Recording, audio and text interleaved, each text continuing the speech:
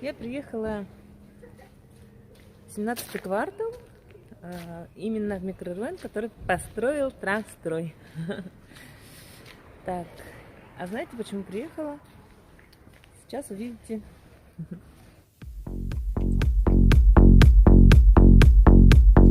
Таня, ну скажи свои впечатления от сегодняшней экскурсии. Ну, как я и говорила, здесь я переоделась. Таня, смотри, вот тут уронили Мишку на пол. А Мишка не на пол упал, а в воду упал. Они могут дать взамен только квартиру, не деньги. У них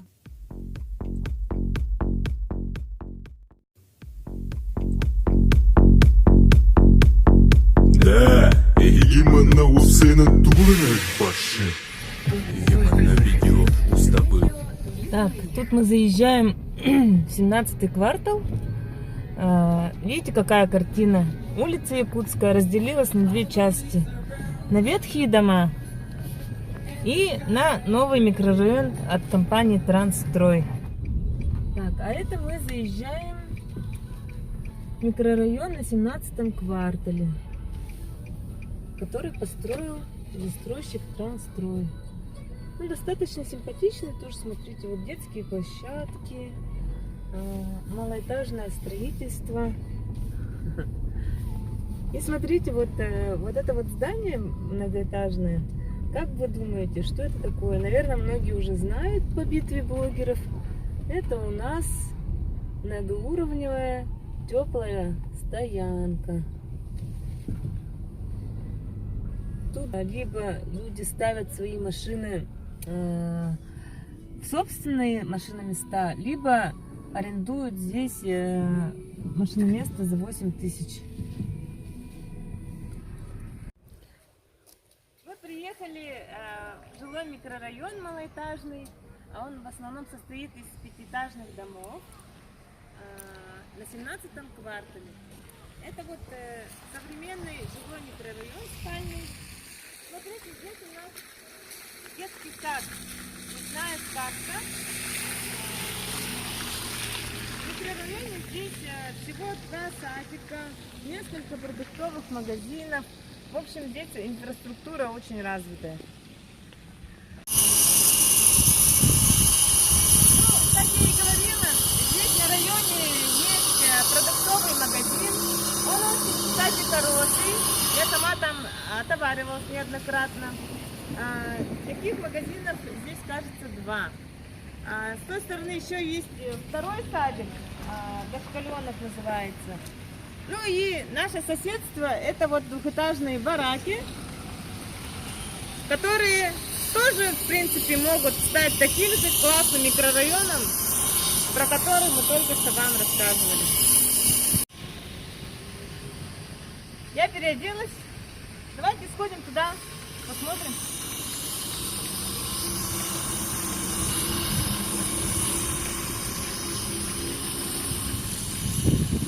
Ну, что такое у нас ветхое жилье? Это, скорее всего, такие вот дома.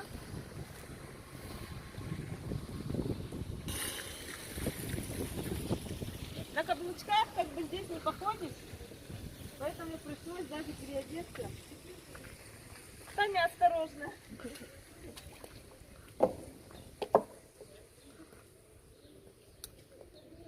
Так, осторожненько, осторожненько. Ну, так, вы понимаете, да, что люди каждый день тут ходят вот так вот. Таня, смотри, вот тут уронили Мишку на пол. А Мишка не на пол упал, а в воду упал. Давай, заходи сюда.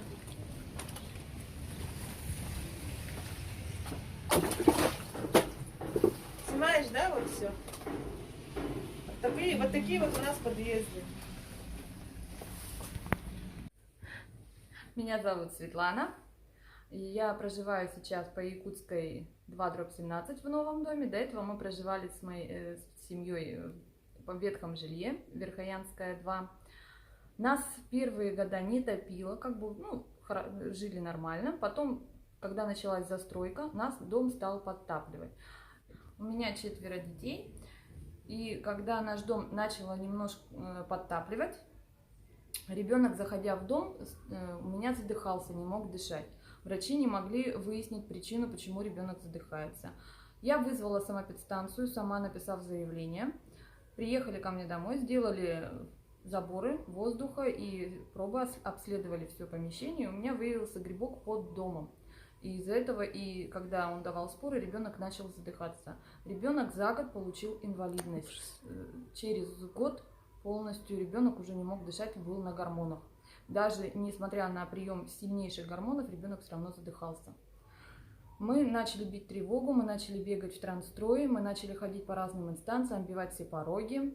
И в мэрию, и в департамент жилищных отношений. Пытались договориться с транстроем, но наш дом стоял еще далеко по очереди для переселения на 2020 году только. И несмотря на то, что наш дом еще очередь не подошла, Трансстрой согласился на переселение моей семьи в новое Пошли жилье. навстречу, получается. Пошли навстречу, да. Спасибо им огромное, мы им за это очень благодарны, так как, переехав в сентябре месяце в новое жилье, у моего ребенка улучшилось здоровье. Нам сняли гормоны, мы не принимаем уже препараты, ребенок спокойно дышит, и состояние еще 2 детей тоже улучшились.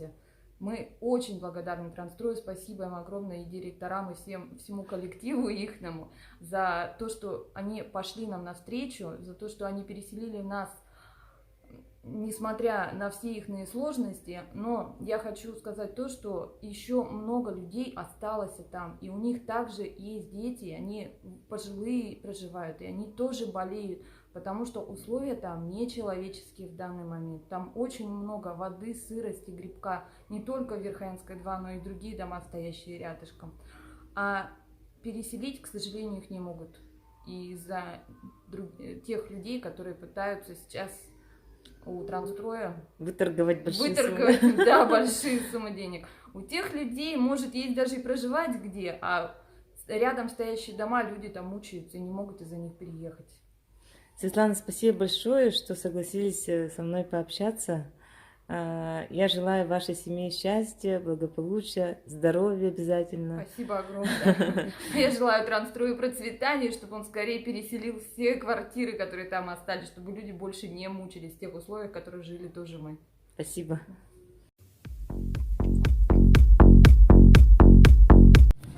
Здравствуйте, дорогие подписчики!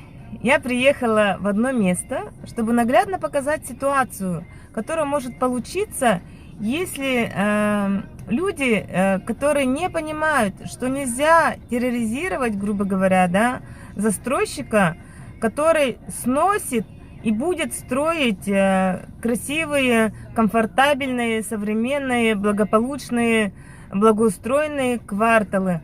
У них и так сложностей много, и квартиры надо всем раздать, да, переселенцам, и построить этот микрорайон нужно. У них денег как бы ограниченное количество, поэтому нельзя требовать от таких застройщиков баснословных сумм, там, по 15, по 20, по 10 миллионов.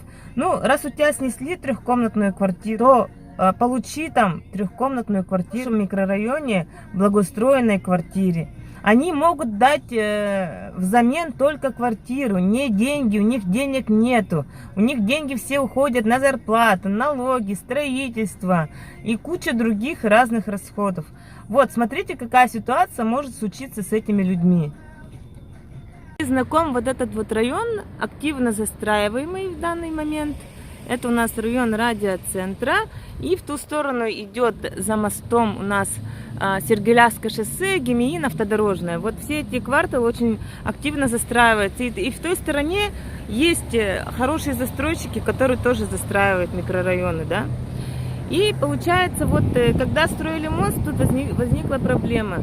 Пытались выкупить этот дом. Я вот нюансов не знаю, но человек гнул свое и пытался получить большие суммы за снос его частного дома. В настоящий момент оно никем не куплено, не снесено, а как феномен там застройки городов, их, кстати, много, я попробую найти это. до сих пор как бы стоит, да, один-одинешеньки, вокруг там вот красивые разные дома. Вот то же самое может случиться и с теми людьми, которые требуют слишком много.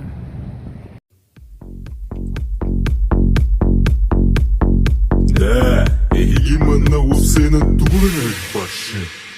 Егеманна видео устабы.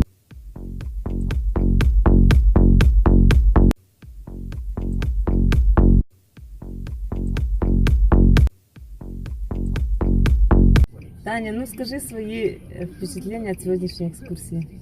Ну, мои впечатления от сегодняшней экскурсии, конечно, в первую очередь, это 203-й микрорайон, очень шикарный комплекс. Все сделано для людей, полностью комфортабельный. Так, для семьи, для также очень понравился комплекс Зеленый остров. Зеленый остров, да, практически на природе, все красиво, все уютно, также с гаражом. Конечно, вот 17-й квартал рада за город, то, что она обустраивается, что у нас не будет этих деревяшек, строятся комплексы. И все. А как тебе бараки? Ну вот и бараки, конечно, ужасно. Ну, я видела эти бараки, они всегда, так как родилась в городе Якутске, знаем, все знаем эту проблему. Ну, молодцы.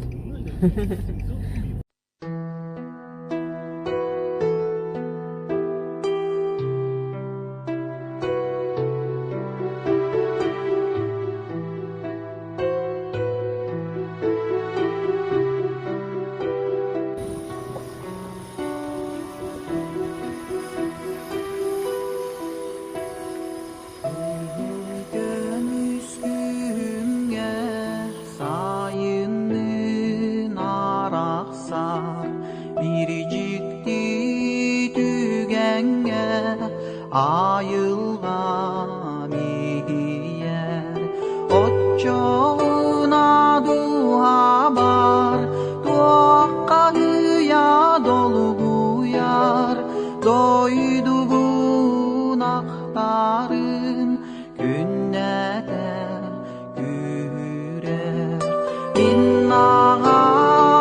İnnağamalar lebiyem kölüger arkadın gülügün görünen eride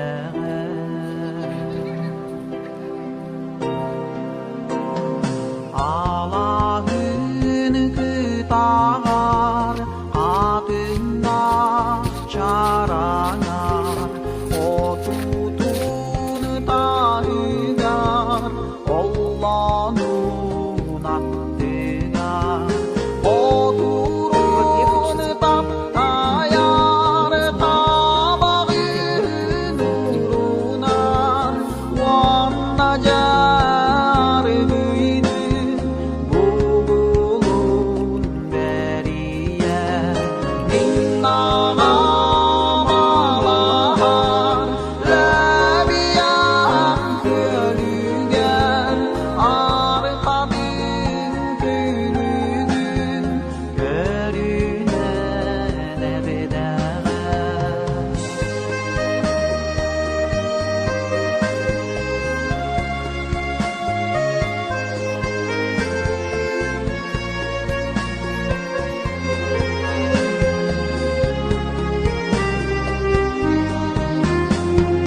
Az bir